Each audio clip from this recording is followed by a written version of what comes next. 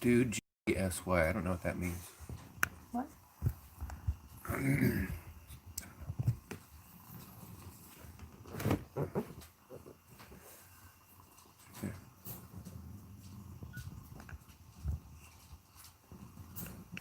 I can't read that.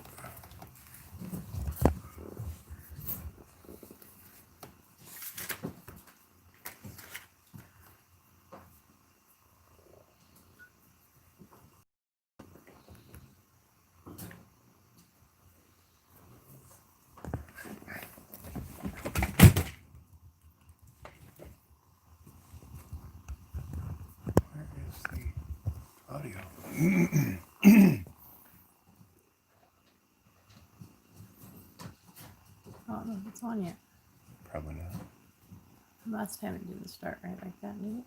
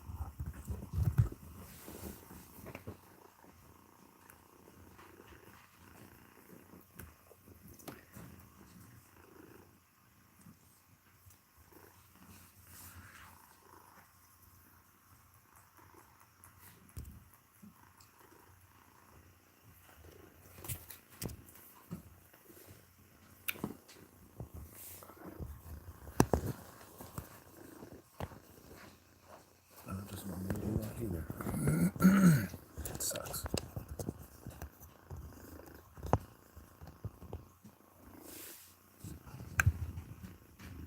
It won't. It'll just be in the small spot.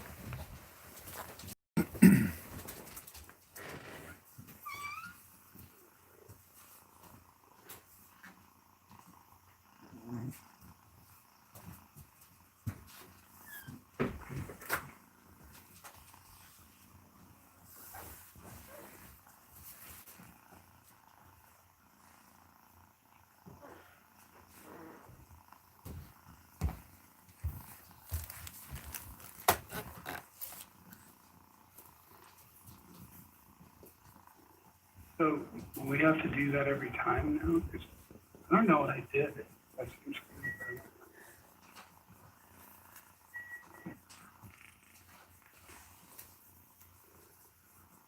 Steve? Yes. Hey, it's Sherry. Hi, I just Sherry. wanted, can you check to make sure that that's scrolling for me on the bench? It's up. Yeah, it just added. Okay, thank you. Yeah, it's working. Great, thanks a lot. So should I see people up here?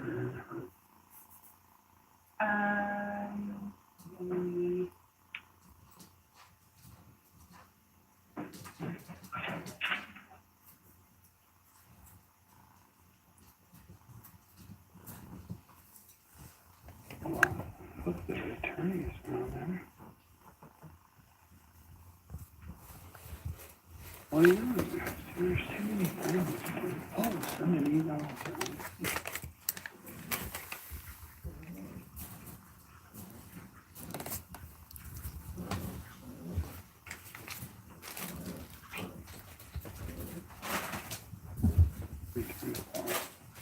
Send it there.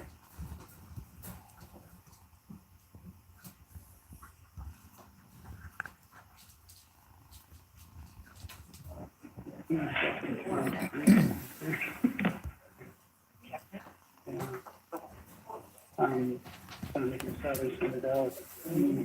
Sherry.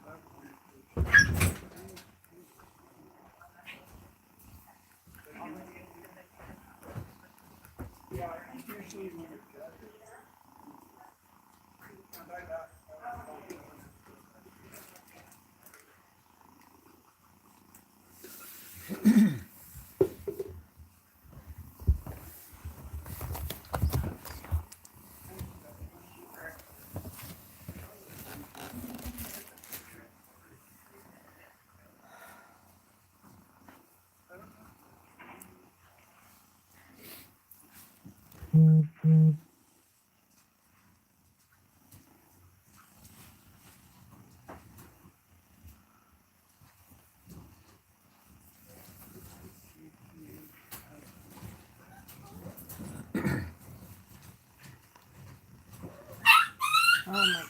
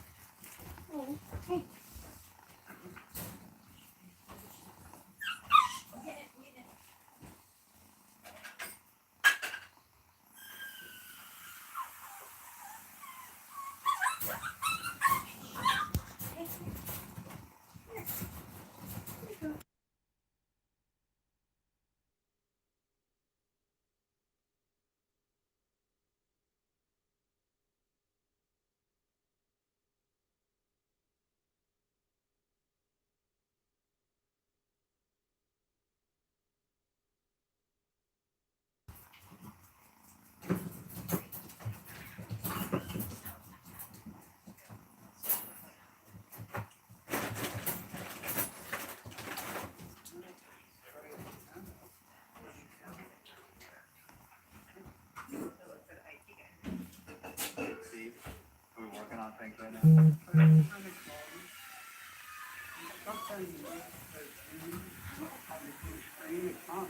Okay, so we can see it on the screen, we can't throw it up there. Okay, so in fact, we could have a telephonic hearing right now. Right. Yeah, because Sherry was on there and I talked to her. Okay, so I'm just gonna come out and All right, Sherry report for the state of Washington is now in session. The Honorable Principal Needs, citing. Please be seated. Good afternoon, everyone. And suddenly the video is working. Okay. So we had some technical issues. Thank you everyone for being here. We are here today in Department of Labor and Industries for the state of Washington versus the Fowlers and doing business as Farm Boy Drive-In. First, I'll have appearances on the record for the department first. Your Honor, this is Michael Hall, Assistant Attorney General representing the department. Thank you. And for the defendant? Good afternoon, Your Honor. Jason Selsky on behalf of Nat Fowler and Mary Fowler, doing business as Farm Boys. Thank you. Just so you know, there was a little bit of feedback at the beginning, but once you've completed your sentence, it seemed good. So hopefully the good part persists, and I'll let you know if we have any difficulty hearing you. To the extent that we have any media, and it looks like we might, on this Zoom call today, does anyone have any objection to still images or video recordings being taken of this hearing that is being conducted by Zoom? Okay, no one's raised any objection. So anyone who is participating may do so without specifically asking for permission, because that could take some significant time, it looks like. And there is no objection to proceeding in that way. For everyone's benefit, the people in the courtroom are obviously in the courtroom, so I don't need to remind you that you're in a courtroom. But for those of you who are participating by Zoom, we are in open court with the door unlocked. We have capacity concerns, so we do limit the number of people who can be in the courtroom. But you are on Zoom, and you are considered to be an extension of the courtroom right now, wherever you may be. So please just remember to conduct yourself with respect and professionalism as if you were in a courtroom right now. Before we begin, do we have any preliminary matters we need to address? I'll ask Mr. Hall first. No, not from the department. Thank you. Mr. Kelsky, anything? No, Your Honor. Thank you. So we're here. I think technically this has been presented as a continuation of the temporary restraining order pending a preliminary injunction hearing. Typically, I'm accustomed to seeing the temporary restraining order being entered, which has already been entered, and then the first substantive hearing being a preliminary injunction hearing. I don't think substantively it matters at all. I think the question before us here is whether to continue the effect of the currently issued order pending further proceedings in this case. Mr. Hall, do you agree with that assessment of our posture right now? Exactly, yes. Thank you. Mr. Kelsky, do you have any disagreement with that? I would agree where we're at. Yes, Your Honor. Thank you. So that's where we're at right now.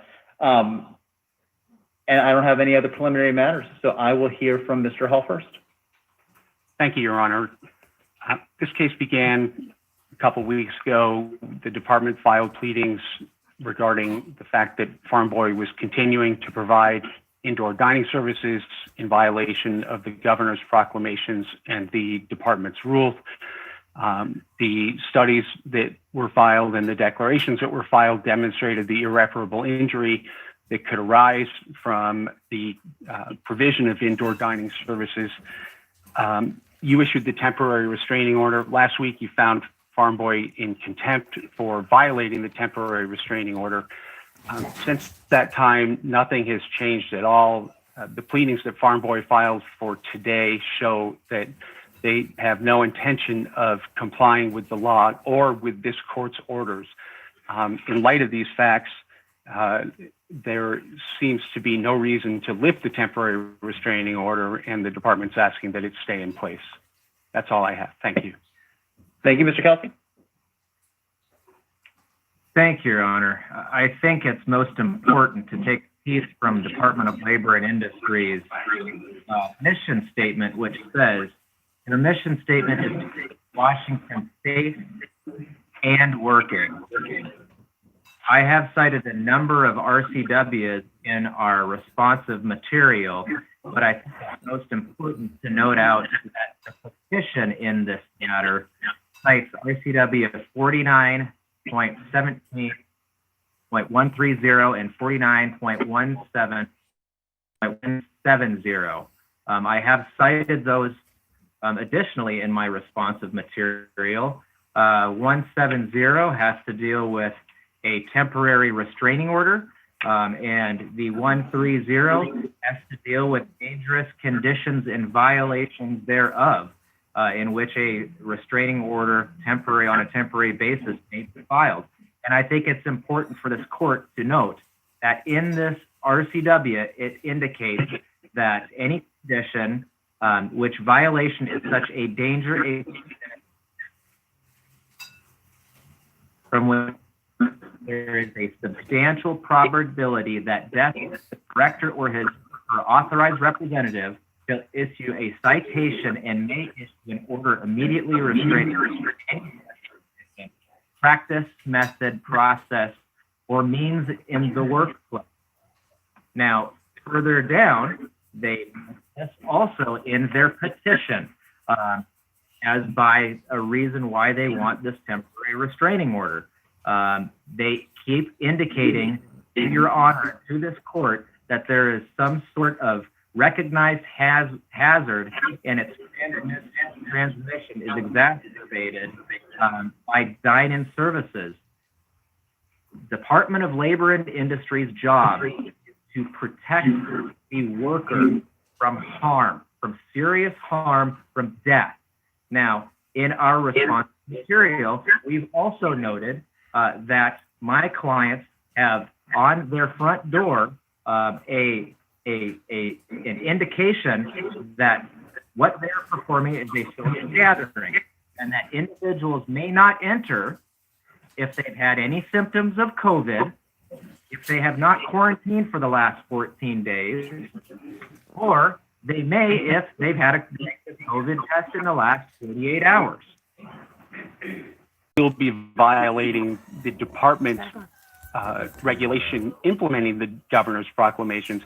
They at least won't be violating your order anymore.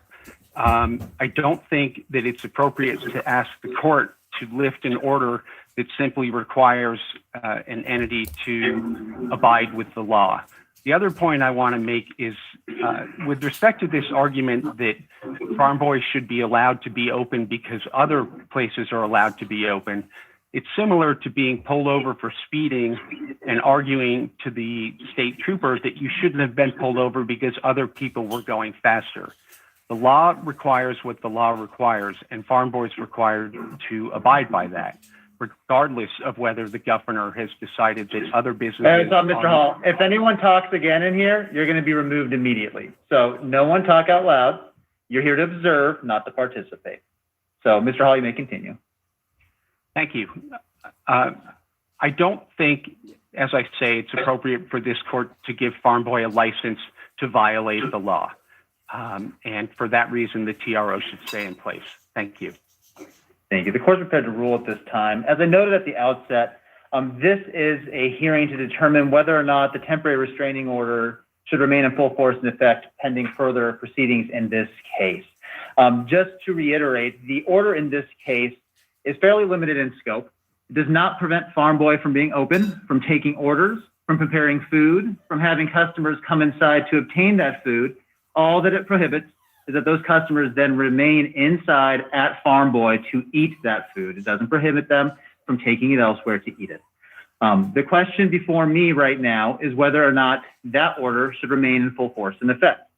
I'm going to first emphasize what's not before me. There's been no argument raised that the authority that gives the governor the power to promulgate such a directive is unconstitutional or outside the bounds of the law. That has not been raised.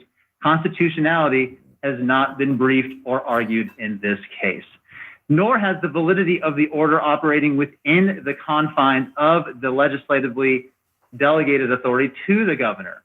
The only arguments that have been presented to me today as to why the order should not remain in full force and effect are twofold in essence. One is that Farm Boy is doing a lot of other things that should adequately protect its workers or employees from being exposed to COVID. The court does not find that argument persuasive. A given establishment may not use its discretion to replace what is the law with what it thinks the law should require. There's no legal authority that's been cited that would permit any restaurant or other establishment to engage in such activity. The law requires what the law requires, and individual entities may not substitute its own discretion for what it thinks the law should be. Additionally, the second point, which I think is the larger point that's been referenced, is that why should Farm Boy be punished, in essence, when there are many other establishments or institutions that are being perceived as doing worse things in terms of spreading COVID potentially?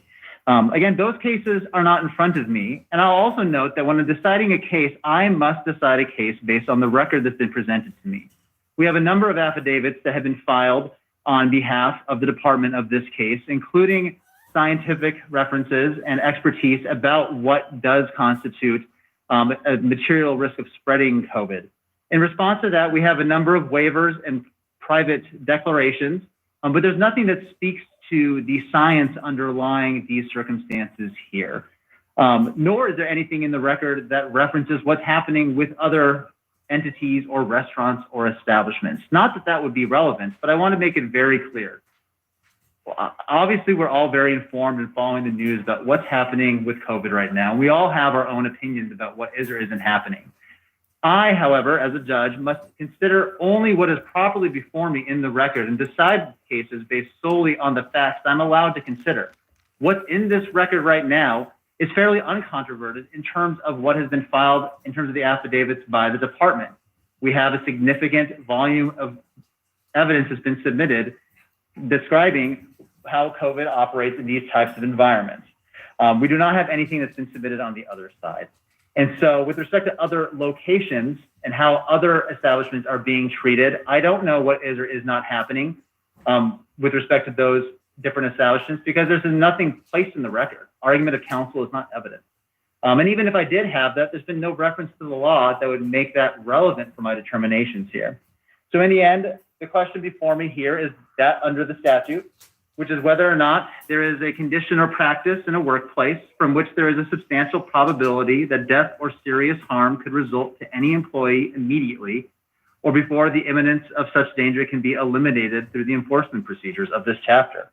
On one side, we have voluminous declarations and affidavits filed by the department supporting the science underlying their position that this is in fact the case. And on the other side, we have nothing. There's been no affidavit submitted, no evidence provided that controverts that at all. And thus the court has no choice in this circumstance but to rely on the record in this case, the facts that have been provided, and to continue in full force and effect the temporary restraining order that has already been issued in this case until further proceedings of this court. And I will repeat myself yet again. This does not prohibit Farm Boy from being open. It does not prohibit Farm Boy from employing employees. It does not prohibit Farm Boy from taking orders and preparing that food and selling it to loyal customers. It does not prevent Farm Boy from having those customers come into their establishment to obtain that food. The only thing that is governed by this order is the physical geographic location of where that food may be consumed. That is all that is prohibited by the continued order in this case. And so that's going to be my ruling today. There has been some reference to setting another hearing in this case for a preliminary injunction. In essence, that's the hearing that we had today. So I am curious as to whether or not the parties believe that we need to set a date certain for the next hearing in this case, or if that is the end of the preliminary portions of these proceedings, and that either party may note up additional motions depending on what happens next. And I'll hear from Mr. Hall first, if you are the petitioner. Thank you, Your Honor. Provided that the TRO stays in effect until we have the more formal proceedings, I suppose I don't think we need to have a preliminary injunction hearing. And Mr. Kelsey, do you think that we need a date certain for a next hearing? Or do you think that if this is simply in effect until there's further proceedings, the parties may confer about taking another date for another hearing or their next steps? What are your thoughts about that? Your Honor, I think that we should have definitely another hearing in this case, given the fact that our restrictions are week by week as of right now. And if hypothetically these restrictions are lifted by the governor, then I don't know why we would prevent my client from operating under this same temporary restraining order. As of now, I believe the restraints or the governor is supposed to give an indication here shortly whether we open up next Monday or not. So I think maybe even if we actually, Mr. Kelsey, let me Monday. I apologize. Let me interrupt briefly. My thought isn't that we wouldn't have further proceedings at all. We definitely need to have further proceedings in this case.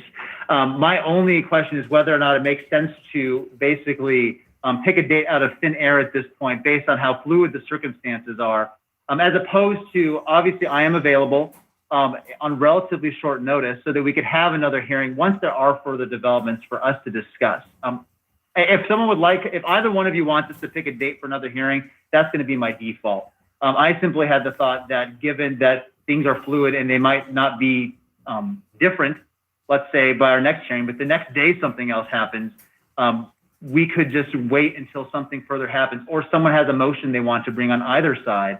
And then I could be available on relatively short notice to set up another hearing. So Mr. Kelsey, if you, Mr. Hall's fine waiting. If you're fine waiting, we can do that. And I'd be responsive to requests for a short set hearing so that we can address things on relatively short notice. But I'm also happy to set another hearing if that's how you'd like to proceed. What do you think about that? Your Honor, I would prefer to set a date certain, and then we can strike that date certain if we need be. Okay, so this is what I'm going to do. Last time we had a hearing before the contempt proceedings, in this case, we said, let's set it out for 2 weeks. Right now, let's set this out for 2 weeks. We're going to say Tuesday at 1:30 on the 19th.